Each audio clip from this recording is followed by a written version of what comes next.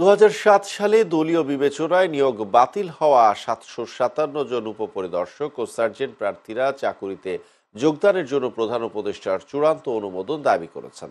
আজ জাতীয় প্রেস ক্লাবের জহুর হোসেন হলে আয়োজিত এক সংবাদ সম্মেলনে তারা এ দাবি জানান।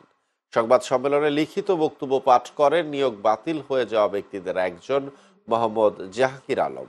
তিনি বলেন, ২০০৬ সালে চূড়ান্তভাবে নির্বাচিত ৫৩৬ জন এসআই ও ২২১ জন সার্জেন্টকে কোনো প্রজ্ঞাপন ছাড়াই কেবল একটি সাদা কাগজে নোটের মাধ্যমে নিয়োগ বাতিল করা হয়।